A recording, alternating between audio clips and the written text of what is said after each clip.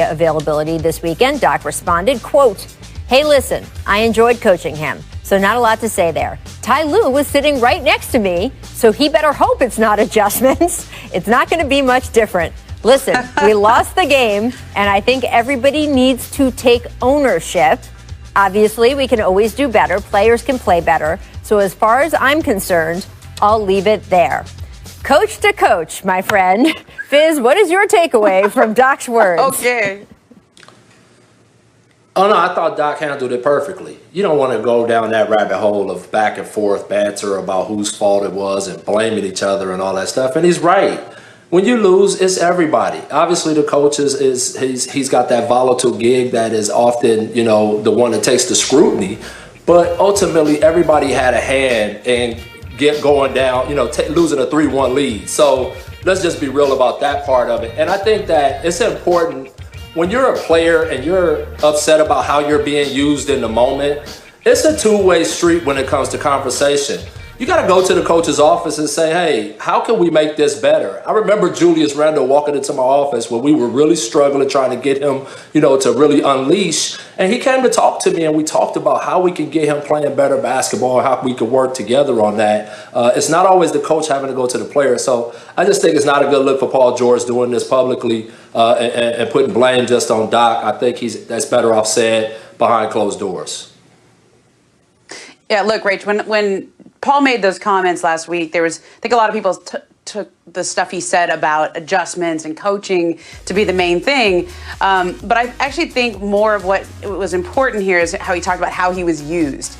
He said, I was used like J.J. Redick or Ray Allen. It was all pin downs. And I know that was a constant source of frustration for Paul last year. Now, when the people who do statistical analysis broke that down, it actually wasn't right. It reminded me a little of Dwight Howard when he played for the Lakers, and he said, I just, I need to, I don't like to just run pick and roll, et cetera. Right. And it turned out, like, when you check the stats, it's like totally not how he was used at all. But every scout I talked to, when I would say, what's going on with Paul? Like, what do you see there? The scouts who watched the Clippers play had the same opinion, which is Paul's not getting the spots and in the way that he was comfortable getting it in years past. Now, some of that's on Paul. Like, hey, you're on a different team, you're going to get the ball in a different way. Mm-hmm. But I actually think more of that is just on the idea that the Clippers did not have a true point guard on that team to organize the offense, and they still don't, frankly. And, a lot of that fell on Kawhi Leonard. A lot of that fell on just the system they were running. But they're going to have to figure that out because Paul's not comfortable in the offense that they were running last year and in the ways he was being used. And whether the statistics bear that out or not, I trust the scouts who watch them play and say, get your guy comfortable. And I think for Paul, like, if he had it to do over again, probably wouldn't have taken a shot at Doc because you don't want to take shots when the enduring image of you is hitting the side of the backboard. Yep. Yeah, and I piggyback that, Ramona. You need a guard or a player on the floor that understands game flow and when a guy's not engaged in the game and what he needs. And they don't have that right now. That's what makes LeBron so great is because he knows the flow of the game. I don't know how many times he came to the bench and said, hey, we got to get D-Wade a layup. We got to get Chris Bosh an open shot. We got to get Ray Allen a shot. He understood that as a player, so it never fell all on Spo to figure out how to get a guy going. They collectively did it, and he was the catalyst of that. And I don't know if they have that working for their team right now. And for PG, man, I would say stay quiet, grind, do your job. You got some baggage from other teams. Right now, Doc's a guy that's a championship coach. I would stay totally away from that kind of stuff. Yeah, absolutely. All right, I want to move on to another former Clipper, Montrezl Harrell, the sixth man of the year, has around the country. And they're not starting from a great place. When teams started COVID testing to prepare for training camps, nearly 9% of players tested positive, a number that would be catastrophic if it continued throughout the season.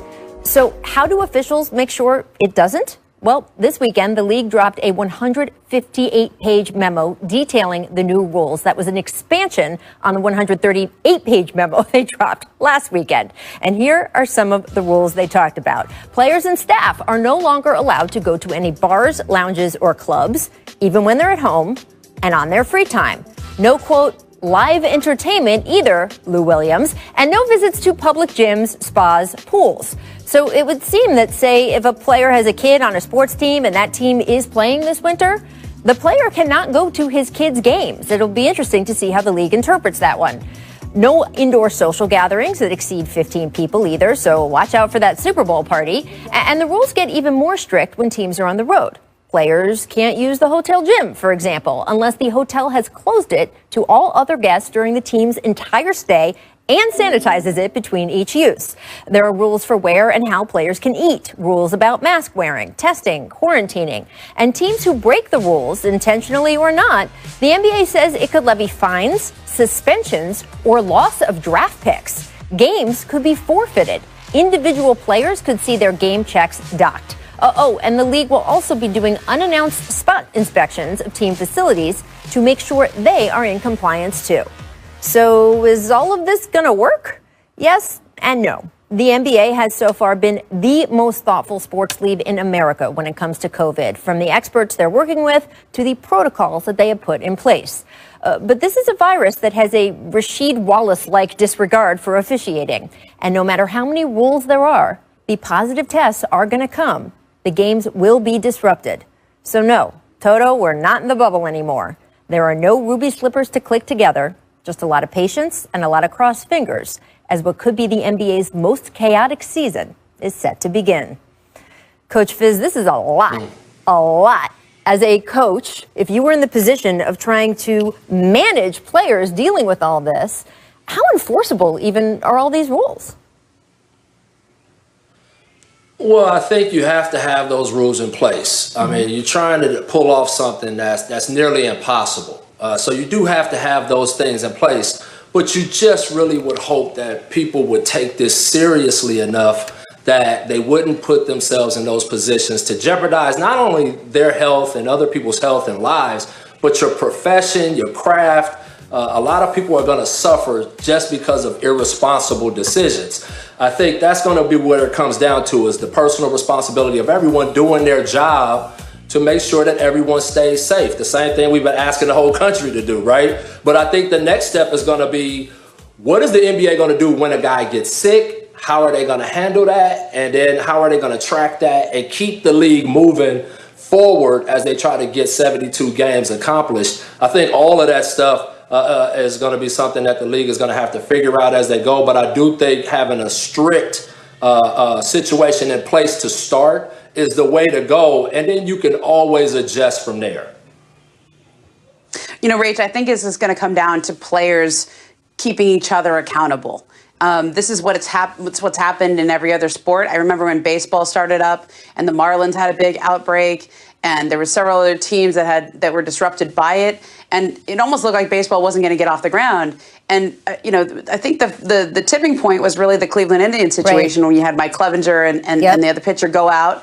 And their teammates really called them out. And I remember talking to Kenley Jansen from the Dodgers at the time, and he said, if we want to have a season, if we want to do any of this, we've got to keep ourselves accountable. And I think, I've heard about we made fun of the snitch line, in Orlando.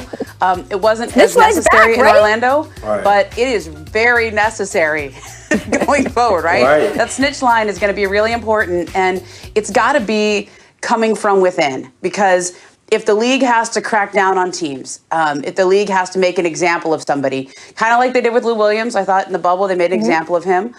We saw that in football with the Denver Broncos. They may try to make an example of those quarterbacks, but that's only going to be putting out spot fires. If you actually want this to work, it has to come from the players. It's complicated. Yeah. How important is it to you at the end of the day? Right, but it's complicated, guys, right? Because on the teams that are marching toward a championship, I can see players holding each other accountable. We all know what it's like in the middle of the season with a team that maybe doesn't feel like it's really in there and not everybody's rowing in the same direction. And by the way, that Cleveland Indians example, Ramona, is exactly right. And that's the thing I think of the most also.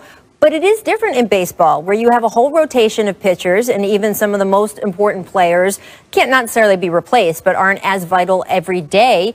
James Harden, we just talked about in the last segment, was out in a club in a city he wasn't, according to the NBA, supposed to be in, being with people he wasn't supposed to be with, not wearing a face mask. And I don't know how things are going to feel like in the locker room when he does finally rejoin that team. But can the Rockets go out and do what they want to do this season without James Harden or whoever they trade him for to fulfill that role? No, they can't. So how much are other players in that locker room going to, quote, hold James Harden accountable? It is a very, very complicated created stew, and it's just a lot of rules also. And Ramona, I haven't gotten a great answer on with a positive test. As Fizz says, we've read the protocols and the 10-day quarantine and the 2 negative tests to come back and all of that. But what have you heard about how the schedule is going to change? Because if someone comes with a positive test on a Monday, even if he is isolated immediately, what are they going to do about the team that he played on Saturday night or Sunday afternoon, and the 2 teams that team is supposed to play the following next day or the day after that when they try to get 3 or 4 games a week?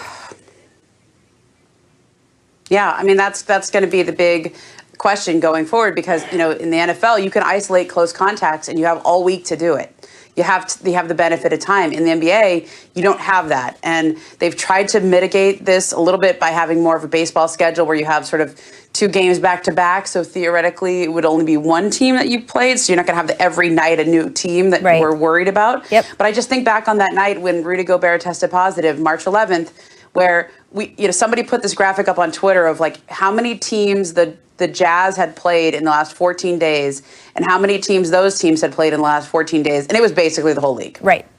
So, I mean, this is a house of cards. And, if you think about the way the nature of how this is structured. Now, I'll tell you this. I know one team that has been dealing with this, and because of HIPAA laws, I can't say which player it is. But this team, there was a player that tested positive that had practiced with some teammates, and they've kind of been sweating it out this week to see if any more of them, this